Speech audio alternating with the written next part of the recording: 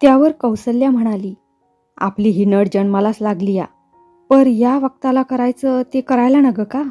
आता असं करा, आरज्याच्या पायातले वाळे काढून ठेवल्यात ते नेऊन का, त्याचे 3-4 रुपये येत्याल. आणि शेळी ती बी विकून टाका, तिला 7-8 रुपये कोण बी देईल. आणा त्याचं लुगडं. तसंच कराया हो. मुलाच्या पायातले वाळे एवढंच त्या झोपडीतलं जड जवाहीर, आणि शेळी ही त्यांची कामधेनू.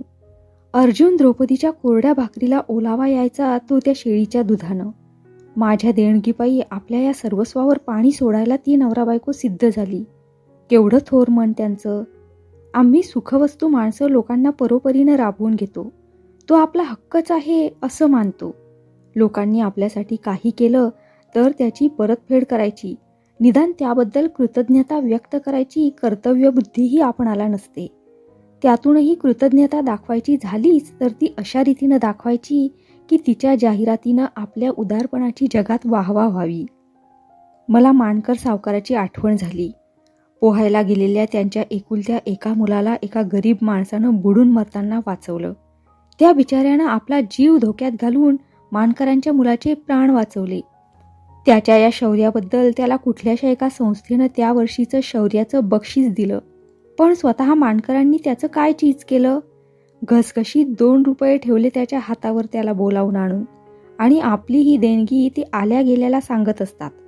मी एकदा त्यांना म्हणाले, सावकार, तुमच्या बाळासाहेबांची किंमत घागरी इतकीच का हो. विहिरीत पडलेली घागर काढून घ्यायला पाणबुड्या 2 रुपये घेतो, तुम्ही बुडलेल्या मुलाला वर काढणाऱ्याला त्याहून काय जास्त दिलं. सावकार ओशाळले आणि निघून गेले, चकार शब्द न बोलता. मानकर सावकार होते, त्यांच्या घरची संपत्ती उदंड होती, पण त्यांचं मन मोहरी एवढं बारीक होतं. दशरथ कौशल्येच्या संसारात दारिद्र्य 18 विश्वे होतं, पण त्यांची मनं डोंगरासारखी भव्य वाटली मला. मी काही केलं असलं तरी ते भल्या माणसासाठी केलं, त्याचं सार्थक झालं. एवढंच नव्हे तर ते करण्याची संधी देवानं मला दिली या विचारानं माझा आनंद दुणावला. पण त्यांच्या देणगीचा स्वीकार करणंही माझ्या मनाला रुचेना.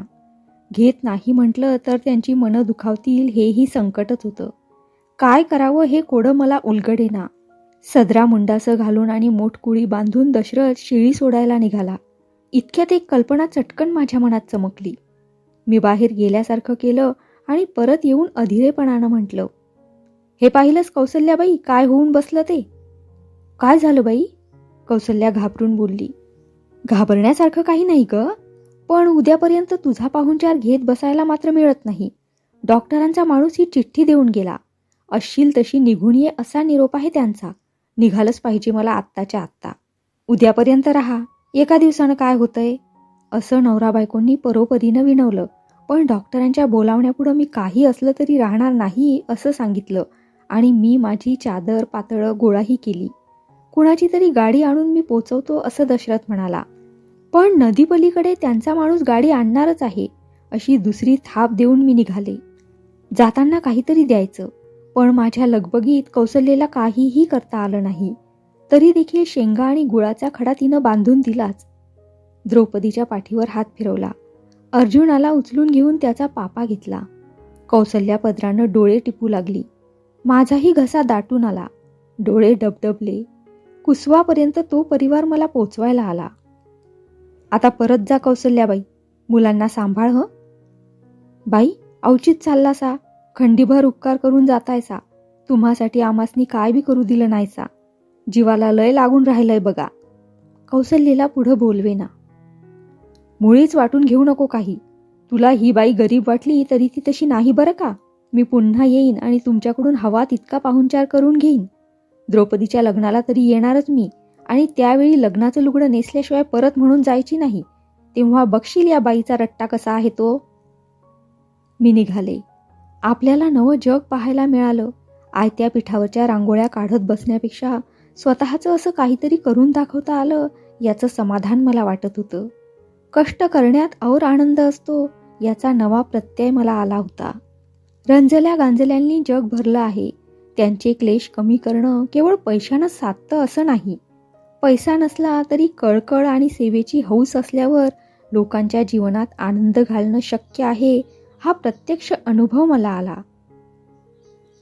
काही वेळ या आनंददायक विचारात रंगून मी वाट चालत होते, पण पुढं मला अक्का बापूंची आठवण झाली. न सांगता सवरता मी निघून आले होते.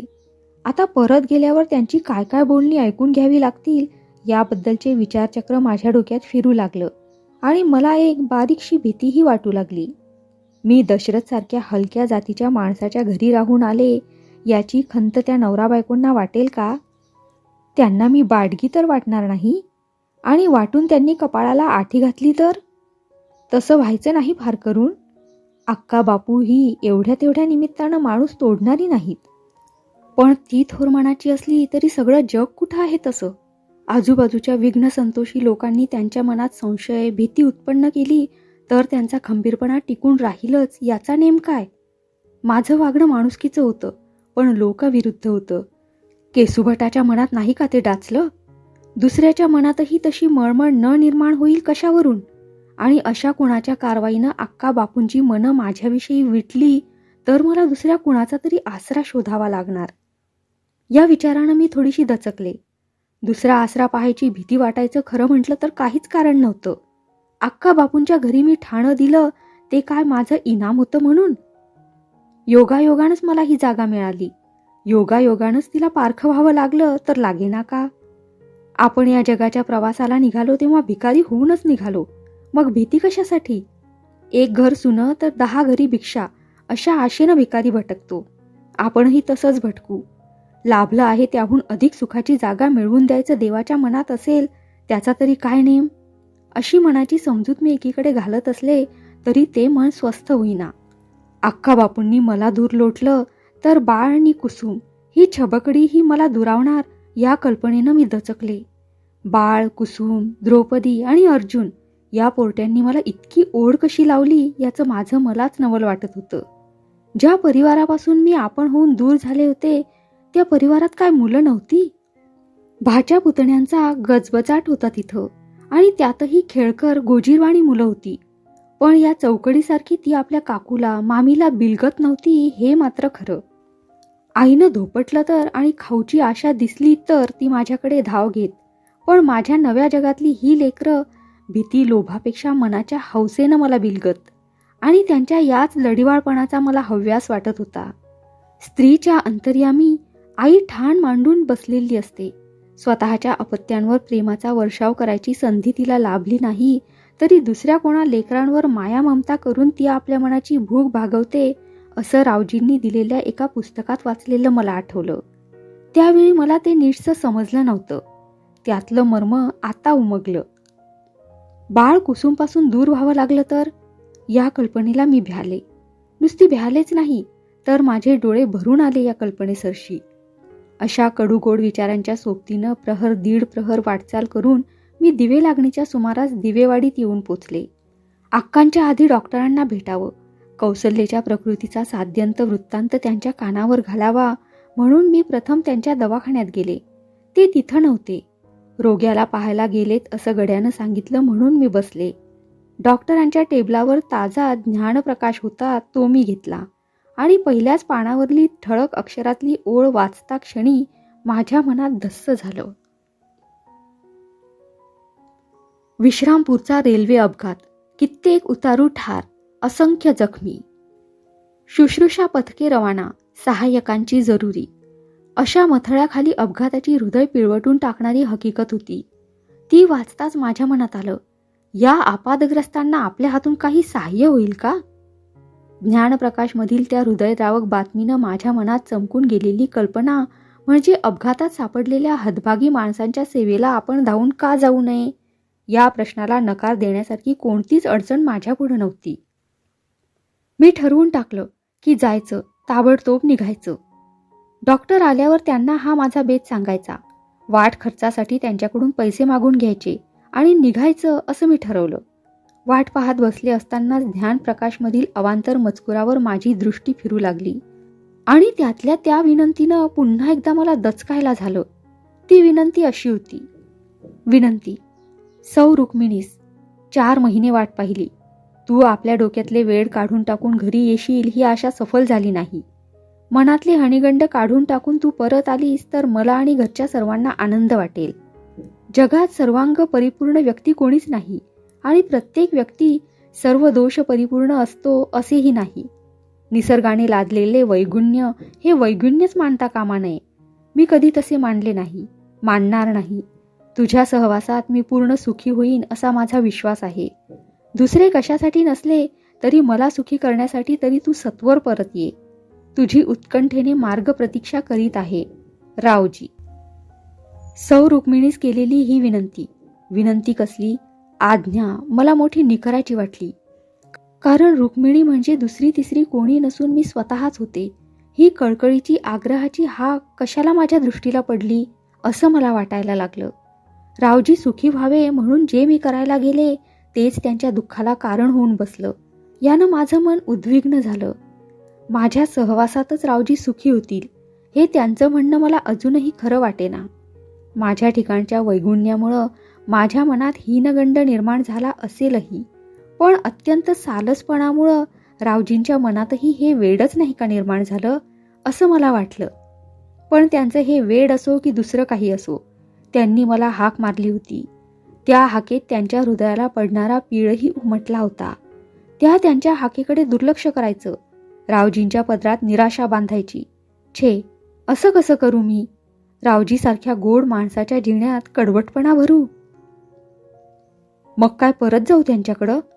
परत जायचं होतं तर मुळात आलीसच का त्यांना टाकून, असं माझं मन मला दटावून विचारू लागलं. मी चुकले असं मला वाटेना आणि रावजींच्या हाकेला ओ न देणं रास्त आहे असंही मला निश्चित म्हणवेना. अशा अधांतरी अवस्थेत मी तरंगत असताना डॉक्टर आले. मला पाहताच ते आनंदानं उद्गारले, देवानं धाडलं तुम्हाला गुजाताई. मी तुम्हाला निरोपच पाठवणार होतो आज, पण माणूस मिळाला नाही म्हणून थांबलो. एक मोठं कार्य वाट पाहताय तुमची. कसलं काम निघालं आणिक? मी विचारलं. टेबलावरचा ज्ञानप्रकाशचा अंक माझ्या पुढं करून डॉक्टर अपघाताच्या वृत्तांतावर बोट ठेवून म्हणाले, हे वाचा. मी वाचली आहे ती हकीकत. मग ती वाचून तुम्हाला काही वाटलं नाही? खरं म्हटलं तर तुम्हा आम्हाला ती हाक आहे गुजाताई. माझ्या अंगात तुमच्यासारखा तारुण्याचा दम असता तर मी क्षणभरही थांबलो नसतो. माझं घर, माझा धंदा यांचा मी मुळीसुद्धा विचार केला नसता. या गोष्टी सर्वांच्याच पाठीला लागल्या आहेत, पण त्यातच गुरफटून राहिल्यावर जगाला काय उपयोग आपला? आपण जगासाठी जगावं. गुजाताई, मी म्हातारा दुर्बळ झालो याची मला खरी खंत कधी वाटत असेल तर ती अशा प्रसंगी. तुम्ही उमेदवार आहात, तुमच्या मागं दुसरा कसला व्याप नाही. जा धावून तुम्ही या हतभागी जीवांच्या सहाय्याला. जाता? हो, आनंदानं. डॉक्टरांची तळमळ पाहताच माझ्या कर्तव्यापासून मला बाजूस नेऊ पाहणारे विचार पार पडाले. मी एकदम रुकार देऊन टाकला. माझी खात्रीच होती तुम्ही नाही म्हणणार नाही याबद्दल. डॉक्टरांची चर्या आनंदानं खुलली. विश्रामपूर आहे कुठं, तिथं जायचं कसं याची मला काही म्हटल्या काही माहिती नव्हती. डॉक्टरांनी मला ते सारं समजावून दिलं आणि 25 रुपये माझ्यापुढं ठेवून म्हणाले, उठा, गाठोडं बांधलेलंच आहे, तडक अड्ड्यावर जा, म्हणेल ते भाडं देऊन टांगा करा आणि स्टेशन गाठा. लगबग केली तर पावणे नावाची गाडी सापडेल. वाटेल ते करून ती गाडी पकडा, नाहीतर सकाळपर्यंत थांबावं लागेल आणि पुढल्या गाड्या रात्रीपर्यंत मिळायच्या नाहीत. म्हणजे उद्याचा सारा दिवस वाया गेला. एक एक क्षण लाख मोलाचा आहे. निघतेच मी अक्का बापूंना सांगून. अजून भेटले नाही मी त्यांना. मग जाऊन आल्यावर एकदम भेटा. मी उद्या कळवीन त्यांना तुम्ही घाईघाईनं कुठं आणि का गेला ते. डॉक्टरांच्या आज्ञेप्रमाणे मी निघाले आणि मला गाडीही मिळाली. पुढचा सगळा प्रवास सुरळीतपणे पार पडला. मी विश्रामपूरच्या स्टेशन मास्तरला भेटले. घायाळांच्या शुश्रूषेसाठी मी स्वयंसेविका म्हणून आले आहे हे ऐकून त्यांनी माझं कौतुक केलं आणि त्या छोट्या गावी तात्पुरत्या उघडलेल्या दवाखान्याकडं एका पोर्टरच्या सोबत माझी रवानगी केली. थोडे नव्हे, थोडके नव्हे, 150-200 तरी जखमी लोक तिथं पडले होते. रेल्वेचे, सरकारी आणि स्वयंसेवक म्हणून आलेले डॉक्टर त्यांचे जीव वाचवण्यासाठी झटत होते. कुणाचा पाय तुटलेला तर कुणाचा हातच जाग्यावर नाही. कित्येकांच्या डोक्यावरील पट्ट्यातून त्यांचं काय गमावलं हेच कळत नव्हतं.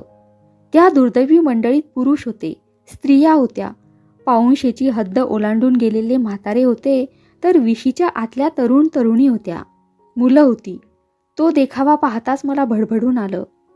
माझ्याच काय, पण कोणाच्याही मनाला पीळ पाडणारा दुसराही एक देखावा पलीकडच्या दालनात दिसत होता. जखमी आणि मृत माणसाची अजाण लेकरं तिथं ठेवलेली होती. आपण कुणाचा कोण हे त्यांना सांगताही येत नव्हतं, इतकी ती लहान होती. आई ग म्हणून ती टाहो फोडत होती आणि त्यांना बाबा पुता करून उगी करताना दोघा तिघा स्वयंसेवक सेविकांच्या नाकी नऊ येत होते. डॉक्टर मंडळी भरपूर होती, पण परिचारिकांचा मात्र तुटवडा होता. 5-7 स्वयंसेवक आणि 3-4 स्वयंसेविका त्या पसाऱ्याच्या मानानं अगदीच अपुऱ्या होत्या. आजारी माणसांची शुश्रूषा करण्याची माहिती असलेल्या दाया तर अवघ्या दोघीच होत्या. धन्य त्यांची. अष्टोप्रहर काम करण्यात त्या कसूर करत नव्हत्या. घटकाभर बसल्या बसल्याच घेता आली तर डुलकी घ्यायची व उभ्या उभ्या चहा पाव नाही तर पुरी भाजी खाऊन भूक भागवायची. नर्स गजराबाई आणि डिसुजाबाईंची ती कर्तव्य तत्परता पाहून मी चकित झाले. त्यांच्याबद्दल मनात अतिशय आदर निर्माण झाला. बाई, तुम्ही आला फार चांगलं झालं. कोणतं काम कराल तुम्ही? गजराबाईंनी मला विचारलं. असल्या कामातली मला काही म्हटल्या काही माहिती नाही, पण तुम्ही सांगाल त्याप्रमाणे सांगाल ते काम मी करीन. अगदी हलक्यातलं हलकं कामही मला सांगायला तुम्ही संकोच करू नका. माझ्या उत्तरानं गजराबाईंना समाधान वाटलं. मी काम करू लागले. गजराबाई डिसुजाबाई हाक मारतील तेव्हा मी तयार असायची व त्या सांगतील त्यावर हुकूम काम उरकायची. त्यामुळं त्या दोघींचीही मी आवडती झाले. त्या अपघातामुळं अगणित माणसांच्या जन्माची हानी झाली असली तरी त्यांची सेवा शुश्रूषा करायची संधी मला मिळाली. सेवेतला अनुपम आनंद मला अनुभवायला मिळाला हे माझं भाग्य असं मला वाटल्या वाचून राहिलं नाही. त्या सेवेत मला दुसराही एक फायदा झाला. रावजींच्या शिकवणीमुळं जातीपातीच्या आणि सोवळ्या ओळ्यांच्या कल्पना माझ्या मनात फारशा उरल्या नव्हत्या. आता तर त्या पुरतेपणी दूर झाल्या. त्या घायाळांच्या समुदायात कोण कोणत्या जातीचा आहे हे कोणी पाहत नव्हतं. त्यात सोवळे ब्राह्मण होते, विस्तव धुवून घेणाऱ्या सोवळ्या बायका होत्या, शेठजी होते, भिकारी होते, मुसलमान होते, किरिस्ताव होते, महार होते, पण सगळ्यांचे बिछाणे एका ओळीत होते. एका हातानं औषध पीत होते, एकाच चुलीवरलं अन्न त्यांच्या तोंडात पडत होतं. माणूस हा इथून तिथून एक याची खरीखुरी शिकवण तिथं मिळत होती. आमच्या देशाचं जाती जातीच्या लहान मोठेपणाच्या वेडगळ समजुतीनं वाटोळं झालं अशी मोठी माणसं म्हणतात आणि आपण सर्वजण समान आहोत हे तत्व सर्वांना पटलं पाहिजे असं पढवतात. पण त्यांची ही शिकवण पालथ्या घड्यावर पाणी अशी वाया जाते. मला आता असं वाटू लागलं की आमच्यापैकी प्रत्येकावर असल्या अपघातात सापडून सार्वजनिक इस्पितळात पडून राहायची पाळी यावी. तिथं त्यांच्या डोक्यातलं जातीपातीचं आणि शिवाशिवीचं वेड उतरेल. संकटात सापडलेल्या त्या हतभागी जीवांच्या सहवासात माणसाच्या जीवनात योगायोगाचा विचित्रपणा किती प्रचंड असतो हे पाहायला मिळालं. माणूस आपल्या हातानं मरण कसं ओढवून घेतो, त्याची मनोराज्य एका क्षणात कशी कोसळून पडतात याचं प्रत्यंतर आलं मला. डोळ्यावर पट्टी बांधलेला एक तरुण त्यांचं तोंड धुवत असताना मला म्हणाला, माझ्या लीलाचं कसं आहे हो? छान आहे ना, तुम्ही मुळीच काळजी करू नका त्यांची, मी उत्तर दिलं. डॉक्टरनी आणि नर्सबाईंनी तिथल्या सर्वांना बजावून ठेवलं होतं की कोणत्याही आजारी माणसाच्या मनाला धक्का बसेल असं काहीही सांगायचं नाही. उलट त्याला उत्साह वाटेल अशीच उत्तरं त्याच्या प्रश्नाला द्यायची. तो कोण आणि त्याची लीला कोण याची मला काही म्हटल्या काही माहिती नव्हती, पण मी खुशाल सांगून मोकळी झाले की तुमची लीला अगदी छान आहे म्हणून. त्याच्या मुद्रेवर समाधान उमटलेलं मला दिसलं. तेव्हा डॉक्टरांच्या सांगण्याचा उद्देश मला पटला. पण मला सांगायचं आहे ते योगायोगाच्या विचित्रपणाचं. त्या तरुणाचं नाव कांतीलाल असं होतं. तो आपल्या सासूरवाडीला गेला होता आणि आपल्या बायकोला घेऊन परत आपल्या घरी निघाला होता. तो सरळ घरी गेला असता तर या अपघातात सापडला नसता, पण जाता जाता देवदुर्गच्या स्वयंभू एकलिंगाचं दर्शन घेऊन जाण्याची त्याला इच्छा झाली आणि तेवढ्यासाठी वाकडी वाट करून तो या गाडीत बसला. एकलिंगजी त्याला असा पावला. आवडती बायको आणि एक डोळा गमावून बसला बिचारा. हृदय पिळवटून टाकणारा दुसरा दुःखदायक योगायोग म्हणजे गौरीचा. नशीब, हो नशीबच म्हणायचं. तिला कसलीही शारीरिक दुखापत झाली नव्हती. ती दिसायला अगदी धडधाकट दिसत होती, पण तिच्या मेंदूला जबरदस्त धक्का बसला होता. ती रडत नव्हती, हसत नव्हती, तोंडच उघडत नव्हती मुळी. भकास नजरेनं कुठेतरी टक लावून पाहत असायची. खाण्यापिण्याचीही उंगा नव्हती तिला. तोंडाला दुधाचा पेला किंवा भाताचा घास लावला तर तो घ्यायची. तोंड धुणं, अंग धुणं, साडी बदलणं या गोष्टी आम्ही तिच्याकडून करून घेत होतो. ती स्वतः बसल्या जागेवरूनही उठायची नाही. 3-4 दिवस हे असं चाललं होतं. अपघाताच्या वेळेपासून तिचा क्षणभरही डोळा लागला नव्हता त्या 4 दिवसात.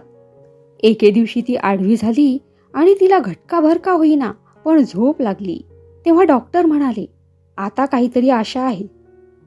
आणि डॉक्टरांचा हा अंदाज खरा ठरला. हळूहळू तिची स्मरणशक्ती जागृत व्हायला लागली. तिनं मला विचारलं, विद्याधर अजून नाही का उठला? उठले आहेत ना, पण बाहेर गेले आहेत. लवकर येतो असं सांगितलंय त्यांनी जाताना. काहीतरी उत्साहवर्धक बोलायचं म्हणून मी बोलले. हा विद्याधर हिचा कोण हे मला आणि कोणालाच माहीत नव्हतं. हळूहळू एक एक गोष्ट त्या बोलण्यातून बाहेर निघू लागली आणि ती किती भयंकर आपत्तीत सापडलेली आहे हे कळून सर्वांचीच मनं विव्हळ होऊ लागली. आपणावर केवढा दुर्धर प्रसंग ओढवला आहे याची उमग तिला जसजसा होऊ लागला तसतसा तिचा दुःखावेग अनावर होऊ लागला. तिचं सांत्वन करणं, तिला धीर देत राहणं एवढंच आमच्या हाती होतं आणि ते आम्ही यथाशक्ती करीत होतो. त्या हतभागी मुलीचं नाव गौरी.